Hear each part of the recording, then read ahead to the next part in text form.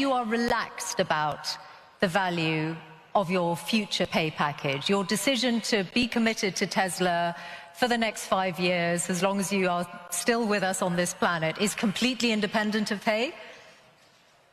No. It's not independent. So pay is a relevant factor then to your commitment to Tesla?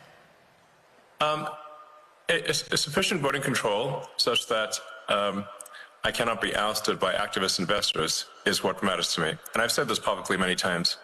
But let's not have this whole thing be a discussion of my alleged pay. It's not a money thing. It's a reasonable control thing over the future of the company, especially if we're building millions, potentially billions of humanoid robots. I can't be sitting there and wanting to get tossed out by, for political reasons, by activists. That would be unacceptable. That's all that matters.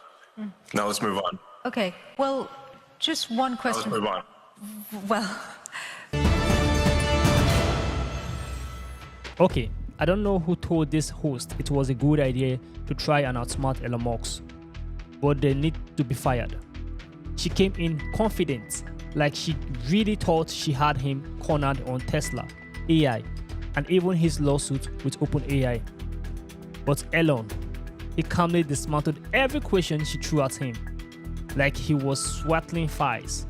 No yelling, no flexing, just brutal. Matter of fact, answers that left her awkward and scrambling. Let me show you exactly how it went down. Case, as you said a while ago, that it's about 1 to 2 days a week on your government work? Yeah, that's correct. And what does that mean for your corporate life? Because if we start with Tesla, the company has suffered in recent months what you've called blowback. So what is your plan for turning that around, the declining sales picture? And by what stage do you think you're going to be able to turn it around? Oh, it's already turned around. Give me some evidence for that. I've just been looking at the sales figures for Europe in April, which show very significant declines in the big markets. Europe is our weakest market. We're strong everywhere else. No, our sales are doing well at this point. We don't anticipate any meaningful sales shortfall, and obviously the stock market recognizes that, since we're now back over $1 trillion in market cap. So clearly the market is aware of the situation. So it's already turned around. But sales still down compared to this time last year. In Europe. In Europe, okay. And yes, but that's true of all manufacturers. There's no exceptions. Does that mean that you're not going to be able? Does that mean European market is quite weak? Okay, but you would acknowledge, wouldn't you, that what you are facing, okay, let's just take it as Europe, what you are facing is a significant problem. This Tesla was an incredibly aspirational brand. People identified with it. They saw it as being at the forefront of the climate crisis, and now people are driving around with stickers in their cars saying, I bought this before we knew Elon was crazy. And there are also people who are buying it because Elon's crazy, or however they may view it. So yes, we've lost some sales perhaps on the left, but we've gained them on the right. The sales numbers at this point are strong, and we see no problem with demand. So what do you... And I mean, you can just look at the stock price. If you want the best inside information, the stock market analysts have that, and our stock wouldn't be trading near all-time highs if it was not. If things weren't in good shape. They're fine. Don't worry about it. Okay. I was citing sales figures rather than share price. Well, tell me then how committed you are to Tesla. Do you see yourself, and are you committed to still being the chief executive of Tesla in 5 years' time? Yes. No doubt about that at all? Well, no, I might die. Okay, short of that. I can't be CEO if I'm dead, so there's a slight amount of... Does that mean that the value of your pay doesn't have any bearing on your decision? Well, that's not really a subject of discussion in this forum. I think obviously there should be compensation for, if something incredible is done, that compensation should match something incredible was done. But I'm confident that whatever some activist posing as a judge in Delaware happens to do will not affect the future compensation. This is the judge who twice struck down the $56 billion pay package that was awarded to you. I think the value on the current value of stock options. Yeah. Not a judge. The activist who is cosplaying a judge in a Halloween costume. Okay, that's your characterization. I think yes. on the current value of stock options, I think the actual justice according to the law. On the current value of stock options, I think the value of that pay package stands at about $100 billion. Are you saying you are relaxed about the value of your future pay package? Your decision to be committed to Tesla for the next 5 years, as long as you are still with us on this planet, is completely independent of pay? No. It's not independent. So pay is a relevant factor then to your commitment to Tesla? A sufficient voting control such that I cannot be ousted by activist investors is what matters to me. And I've said this publicly many times. But let's not have this whole thing be a discussion of my alleged pay. It's not a money thing. It's a reasonable control thing over the future of the company, especially if we're building millions, potentially billions of humanoid robots. I can't be sitting there and wanting to get tossed out by, for political reasons, by activists. That would be unacceptable. That's all that matters. Now let's move on. Okay. Well, just one question. Now let's move on. Well, one question before we move on to other companies, which is that I wonder if some of what has happened to Tesla in the last few months, did you take it personally? Yes. And did it make you regret any of, or think twice about your political endeavors?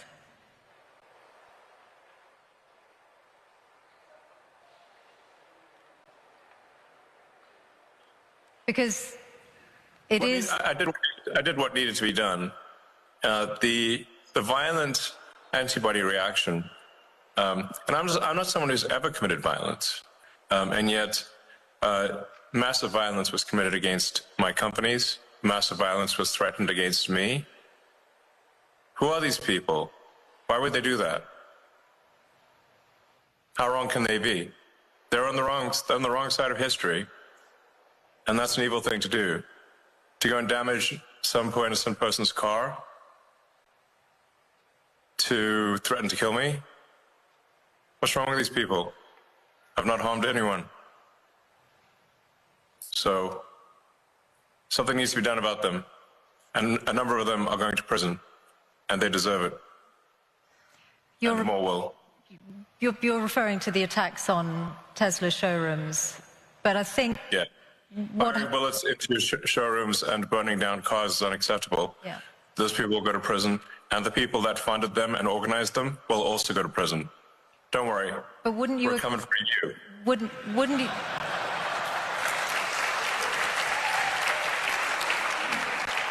But wouldn't you acknowledge that some of the people who turned against Tesla in Europe were upset at your politics, and very few of them would have been violent in any way. They just objected to what they saw you say or do politically. Well, it's certainly fine to object to political things, but it's not fine to resort to violence and hanging someone in effigy and death threats. That's obviously not okay. That's absurd. That is in no way justifiable at all. Let's talk about AI, which is in so many of your businesses and in all our worlds in different ways. It's one of the big changes, the development of generative AI, since you last spoke to this forum 3 years ago. You're in this space, of course, with Grok, which almost everyone will know. You co-founded OpenAI and then left, and you've obviously got a legal battle with OpenAI and Sam Altman. I wonder if you could say something about the status of that, because you were together in Saudi Arabia with the president last week, with Sam Altman. Together. In the same place at the same time. Sam was in the neighborhood. Okay, so does that mean you are pushing ahead with the lawsuit against OpenAI? Yes. So look, I came up with the name OpenAI as an open source and as a nonprofit, and I funded OpenAI for the first roughly $50 million, and it was intended to be a nonprofit open source company, and now they're trying to change that for their own financial benefit into a for-profit company that is closed source. So this would be like, let's say you funded a nonprofit to help preserve the Amazon rainforest, but instead of doing that, they became a lumber company, chopped down the forest, and sold the wood. You'd be like, wait a second, that's not what I funded. That's OpenAI. They've made some changes to their corporate structure, though, haven't they, since, in recognition of what you've said? And no, that's just what they told the media. Hold up. Let's talk about the last moment real quick. She tries to hit Elon with the Tesla struggling in Europe narrative, and he just hits her back with, we're still crushing everywhere. Like, what even is the follow-up to that? He literally took her strongest punch and turned it into a flex. Then she brings up the judge cancelling his $56 billion Tesla pay, and Elon claps back with, not a judge, just an activist pretending to be one. Cool. And when she questioned why he's suing OpenAI, Elon's like, I found OpenAI to be open source and non-profit. They turned it into a full profit empire behind my back. Game, set, match. She had no comeback. Let's wrap this up. They have partly walked back their plan to restructure the business. I guess that's made no difference to how you feel about it. So you determined to see them in court? Of course. Okay. Well, that's certainly going to be one to watch. I also wanted to ask you about AI and regulation, because when you were here last talking to John Micklethwaite, you had some pretty strong words about the risk that AI poses, and you said that you really felt what the US was missing was a federal AI regulator, that, you know, something along the lines of the Food and Drug Administration or the Federal Aviation Administration. Now, you're clearly now in a zone where you're more on the cutting regulation side than wanting new regulators. So has your view changed on the need for an AI regulator? Well, it's not that I don't think there should be regulators. You can think of regulators like referees on the field in sports. There should be some number of referees, but that you shouldn't have so many referees that you can't kick the ball without hitting one. In most fields in the U.S., the regulatory burden has grown over time to the point where it's like having more referees than players on the field. And this is a natural consequence of an extended period of prosperity. It's very important to appreciate this. This has happened throughout history. When you have an extended period of prosperity with no existential war, there's no cleansing function for unnecessary laws and regulations. So what happens is that every year more laws and more regulations are passed because, you know, legislators are going to legislate, regulators are going to regulate. And you will get the steady pile of more and more laws and regulations over time until everything is illegal. And let me give you an example of a truly absurd situation. Under the Biden administration, SpaceX was sued for not hiring asylum seekers in the U.S. Now, the problem is it's actually illegal for SpaceX under ITAR, International Traffic in Arms Regulations, to hire anyone who is not a permanent resident of the United States, because the premise being that they will take advanced rocket technology and return to their home country if they're not a permanent resident. So we're simultaneously in a situation where it is illegal to hire asylum seekers and is also illegal to hire asylum seekers. And the Biden Department of Justice chose to prosecute us despite both paths being illegal.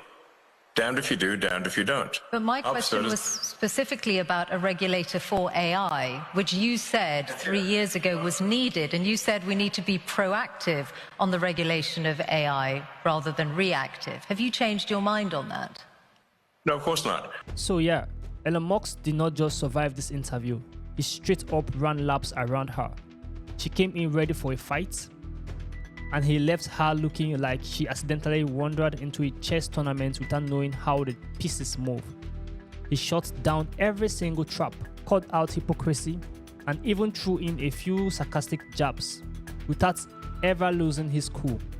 Now, I gotta ask you all, was Elon just defending himself, or did he expose how lazy and scripted this interview setups really are? Drop your take in the comments, and if you felt that roast, go ahead and hit the like button, share it so people see the full picture.